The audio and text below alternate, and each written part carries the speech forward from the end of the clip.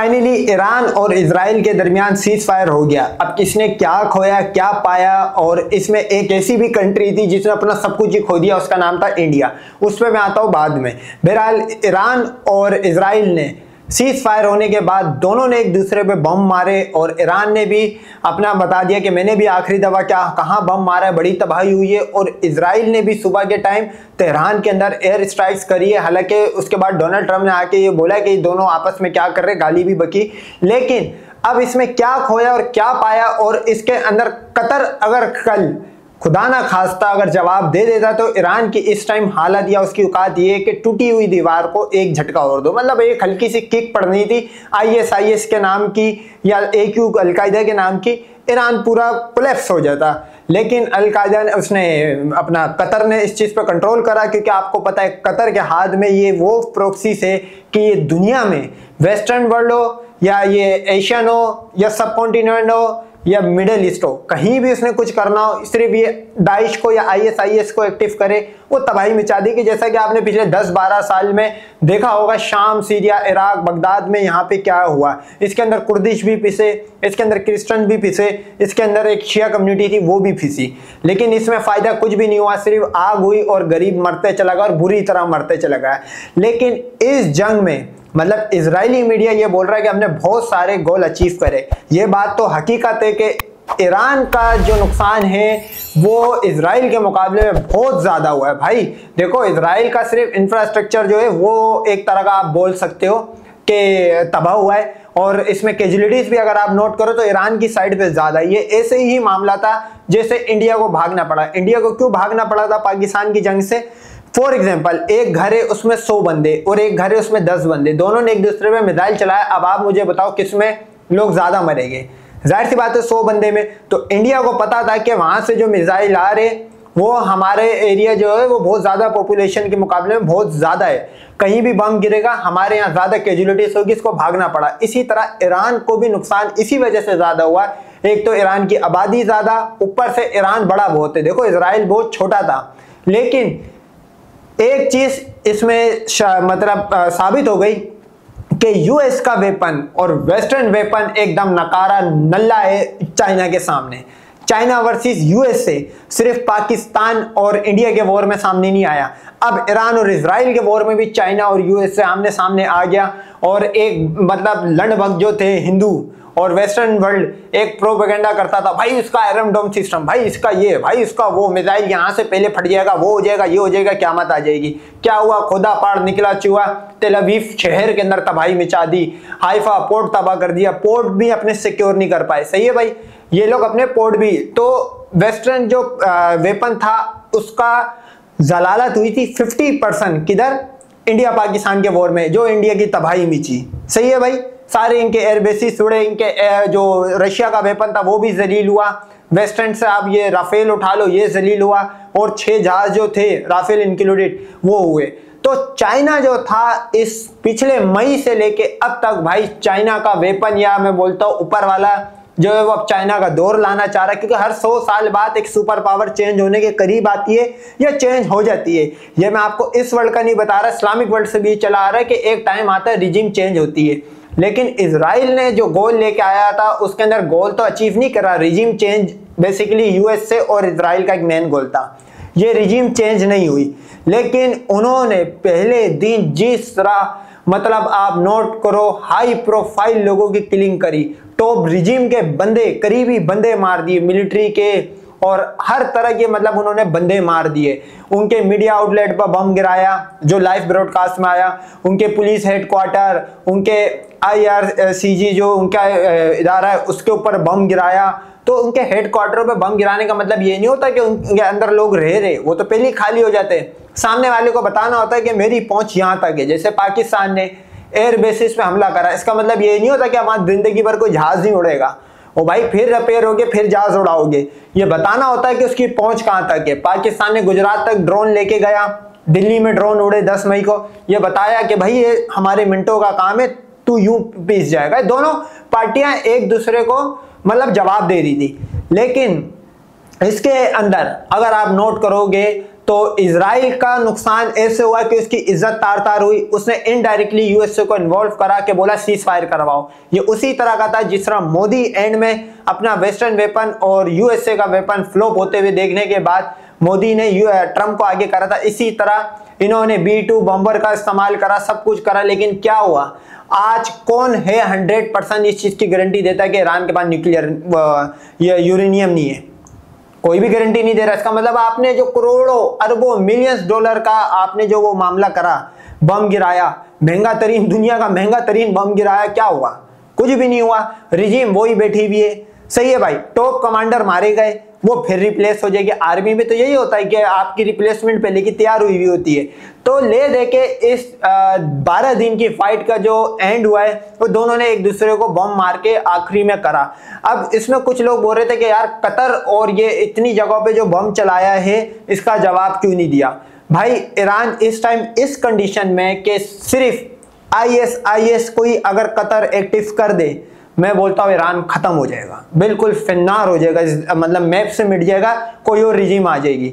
लेकिन कतर ने भी एक बड़ेपन का उसमें ये करा कि भाई साहब उसको भी पता है कि उसने आम सिविलियन पे कतर पे नहीं गिराया, क्योंकि कतर के पास जितना पैसा है और जितनी प्रोक्सीज कतर के पास है, ये आप लोगों की भूल है कि वो मिडल ईस्ट में सऊदीया ने एक दफा कतर के अंदर उंगली कर दी थी, उस पर पाबंदियां लगाई थी, बोला कोई ट्रेड नहीं होगी, कुछ नहीं होगा, चारों तरफ से बंद।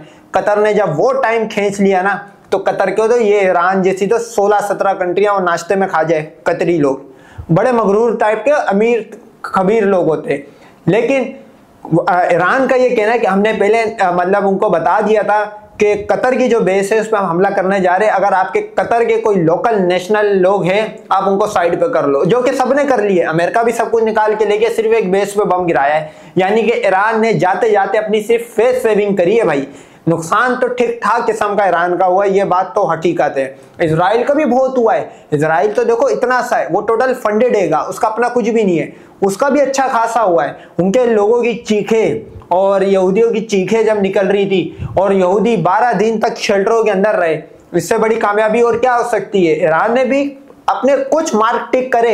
ईरान का जो मिसाइल सिस्टम है फतह वाला, उसने टिक मार्क करा है, आप नोट करना। अब चाइना के, पाकिस्तान ने भी शायद फतह 1 ही चलाया था इंडिया पे, जो इंडिया को मतलब ये फतह मिसाइल ऐसा है कि अगर सामने की वाली धरती पे चल गया तो वो सरेंडर करने आता है। इजराइल कर गया, इंडिया 10 मई को कर गया। तो इसका मतलब ये है कि चाइना डोमिनेंसी बढ़ रही है। चाइना का वेपन, चाइना के मिसाइल, चाइना की हर चीज टेक्नोलॉजी आप नोट करो वो ऊपर जा रही है, अपर हैंड है एज कंपेयर वेस्टर्न वर्ल्ड। भाई क्या बात थी कि जब जंग शुरू हुई पहले दिन उनका सारा एयर डिफेंस सिस्टम फ्लॉप और रातों रात ऑन हो गया भाई। तो ये बेशक पाकिस्तान ने मदद करी है। अब आ जाते इंडिया वाले पॉइंट पे कि इंडिया ने इस जंग में क्या खोया है। इंडिया ने खुल के इजराइल का साथ नहीं दिया, सही है, डिप्लोमेटिक तरीके से। उसके बाद इंडिया ने अपना चबहार पोर्ट जो था उसकी इन्वेस्टमेंट को खोया, वहां से हाइफा पे खोया। इंडिया का तो बैठे बैठे बता रहे हैं कि 6 मिलियन या बिलियन, मैं बी और एम में थोड़ा सा कंफ्यूज हूं जो मैंने स्टेट्स देखे थे, लेकिन ऑलमोस्ट 600 मिलियन, सॉरी 6 नहीं 600 मिलियन, $600 मिलियन का उसका नुकसान हो गया दोनों पोर्ट का अगर आप इंक्लूड करो। उसके बाद इंडिया के पास पाकिस्तान तक की रसाई का या अपना माल सप्लाई करने का एक रास्ता था। वो ऐसे आता था, इंडिया का माल और पाकिस्तान का माल इंडिया ऐसे जाता था कि ये जाएगा चबहार, चबहार से आएगा ये अफगानिस्तान, अफगानिस्तान से आएगा पाकिस्तान, पाकिस्तान से अफगानिस्तान, अफगानिस्तान से ईरान, फिर इंडिया। इंडिया ने वो खो दिया। अब इंडिया को ये तो हो गई सीज फायर, ये तो मैंने आपको 12 दिन पहले बोल दिया था कि सीज फायर होगी। उसके बाद इंडिया को पता लगेगा कि इंडिया के ऊपर एक और फ्रंट ओपन होने जा रहा है और अब इंडिया के ऊपर हमास की जो प्रॉक्सीज होगी वो भी ओपन होगी। अगर आपको मैं थोड़ा सा पीछे लेके जाऊं तो हमास ने ये जैश ए मोहम्मद के साथ मिलकर एक रैली निकाली थी, सही है भाई, कंबाइंड रैली निकाली थी आज से 7-8 महीने पहले। आप यूट्यूब करोगे आपके सामने आ जाएगा। तो उस टाइम भी इंडियन मीडिया की चीखें निकली थी। उसके बाद पाकिस्तान इंडिया की जंग लगी, ईरान जो था वो अपनी बिजनेस डीले कर रहा था और जो लोग ईरान को बड़ा सपोर्ट कर रहे थे ना भाई, ईरान पूरा है, उसने पाकिस्तान का कभी साथ नहीं दिया। अगर मैं होता डिप्लोमेटिक या किसी भी पोस्ट पे, मैं भी उसी तरह ही न्यूट्रल रहता है जिस तरह ईरान आपकी बारी में पाकिस्तान की बारी में न्यूट्रल रहा है। किसी को अच्छा लग रहा है अच्छा लगेगा, बुरा लग रहा है भाड़ में जाओ, बुरा लगते रहे। मैं ईरानी लोबी या वो एक मखसूस तबके का यहाँ पे मैं एजेंडा रन करने नहीं आया हूँ कि मैं आप लोगों के कान खुश करूंगा, लेकिन अगर आप ओवरऑल देखोगे तो इस जियोपॉलिटिक्स में तनो तना अगर कोई रह गया है तो वो सिर्फ इंडिया रह गया है। हर बंदे ने अपना खेमा चूज कर लिया है। खेमा मतलब पाकिस्तान चूज करके बैठा हुआ है, चाइना, ईरान चाइना की गोद में। आहिस्ते आहिस्ते चाइना की लोबी बड़ी हो गई, यूएसए के लोबी अलग। अच्छा, रशिया जो है वो खुद चाइना की लोबी में आ गया। अब बेलारूस ये सब चाइना के अंडर ही आने वाले। लेकिन इंडिया एक ऐसी कंट्री रह गई है जिसको ना वो यूएसए अपने पास रखना चाह रहा, चाइना उसको अपने पास रखेगा नहीं। अजीत डोभाल जो है, जो एक जेम्स बॉन्ड हुआ करता था इनका किसी जमाने में, वो भाई साहब चाइना के पास गए। अब कोशिश कर रहे हैं कि अपनी बहन बेटियां पेश करके उनको मनाया जाए, लेकिन चाइना जो है वो तो ड्रैगन है भाई। वो तो तुम्हारी हिंदुओं, तुम्हारी आंख में जो सुअर का बाल होगा वो पहले पकड़ लेगा कि इनकी आंख में सुअर का बाल है। तो उन्होंने उतनी कोई खास इज्जत दी नहीं, जो ट्रेड व्रेड का मामला था वही होगा, उसी पे बात होगी।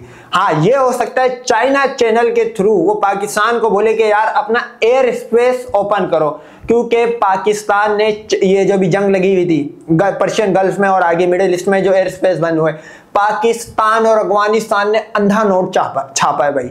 सिर्फ अगर कल रात की अगर आप इनकी कमाई निकालोगे तो मिलियंस ऑफ, या मेरी नजर में तो बिलियंस ऑफ डॉलर की हुई है, क्योंकि पूरा एयर स्पेस बंद था। सिर्फ अफगानिस्तान और पाकिस्तान का रूट यूज हो रहा था, क्योंकि इंडिया के लिए हमने एयर स्पेस बंद करा हुआ है तो इंडिया दुबई के थ्रू जाता है।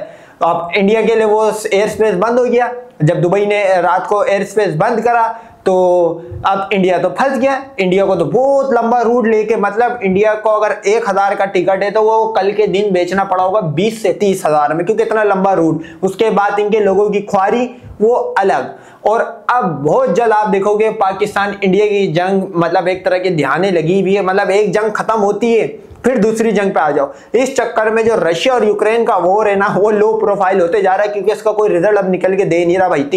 2-3 साल हो गए, ना यूक्रेन हार मान रहा ना रशिया। लेकिन अगर आप नोट करोगे, सबसे बड़ा फट्टू और सबसे बड़ा सरेंडर बाज ये हिंदू निकले, जिन्होंने 4 दिन में सरेंडर करा है भाई। वो यूक्रेन को देख लो, और लड़ा आज 2.5-3 साल तक, सही है। ये भी 12 दिन तक लड़े। अच्छा, ये कोमनाई जो था ये भी बूढ़ा, व्हाइट बाल वाला, मोदी भी बूढ़ा। 4 दिन में उसकी हवा लीक हो गई भाई। 2 दिन बाद तो मीडिया के सामने आया, क्योंकि उसको पता था मैं बोलूं तो बोलूं क्या। आवाम के दिल में सवाल हो गए कि क्यों भागे, क्या करा, तुम तो एक रात को कराची फतह कर रहे थे। तो ले देके इंडिया के लिए बॉर्डर बंद हो गए, सही है भाई। जो बलूचिस्तान के जरिए दहशतगर्दी होती थी, अब ईरान ने जो पहले दिन जो गद्दारियां हुई है ईरान के अंदर, स्पाइस पकड़े गए, वो सारे बताओ कौन थे भाई। एक तो 5-6 हजार की आबादी रहती है यहूदियों की वहां पे, वो थे। दूसरा, इंडिया के हिंदू थे। अब उनके ऊपर जो सख्ती होगी वो आपको आने वाले दिनों में पता लग जाएगी। और ये वो सख्तियां होती है, ये अनाउंस नहीं करी जाती, ये स्टार्ट हो जाती है, उसके बाद सामने वाली कंट्री को पता लग जाता है कि उसके साथ गेम क्या हुई। अब इंडिया ने अपना कोई खेमा चूज करा नहीं था, तो इंडिया इस टाइम कंप्लीटली आइसोलेट हुआ हुआ। अब इनके टॉप जो मतलब ये थे डिप्लोमेट्स थे, जैसे ये जयशंकर हो गया और वो चूतिया अजीत डोभाल, अब ये घूम रहे, कभी चाइना जा रहा है, कोई फ्रांस जा रहा है, कोई बोल रहा है हमें कोई गोद ले लो। अबे फ्रांस इनकी औकात क्या है भाई। ये तो खुद उसके तो राफेल गिरे, वो तो वैसे ही जलील हुआ पड़ा है, उसका डसोल्ट एविएशन तो वैसे ही जलील हुआ पड़ा है। तो ले देके पाकिस्तान के लिए बहुत सारे डोर ओपन हो गए। यूएसए का डोर पहले ओपन हो चुका था जब आसिम मुनीर गया, उसके बाद अगर आप नोट करो इसके बाद ईरान का भी ओपन हो गया। तो ईरान को पता लग गया, क्योंकि ईरान की जो असेंबली है उसमें तशक्कुर पाकिस्तान के नारे लगे थे, अगर आपको याद हो पहले या दूसरे दिन जब ये अटैक हुआ था। तो ईरान चाइना की गोद में अब कंप्लीट आ गया है, सही है भाई, कंप्लीट आ गया। पाकिस्तान जो है वो दोनों तरफ से भी नोट पकड़ेगा। उसके बाद बहुत जल्द आपको इंडिया पाकिस्तान की जंग दिखने वाली है। तो बहरहाल अच्छा हुआ जंग खत्म हुई, क्योंकि ईरान वाली साइड पे जाहिर सी बात है मुस्लिम लोग हैं तो मर भी रहे थे, तो जाहिर सी बात है उनका हमें अफसोस है। बाकी दूसरी साइड पे इजराइल पे कोई भी मरे कोई भी जिए, हमारा ना लेना एक ना देना है। तो बहरहाल इसी तरह की और अपडेट के लिए हमारे चैनल को सब्सक्राइब करें। Cricket with Rao.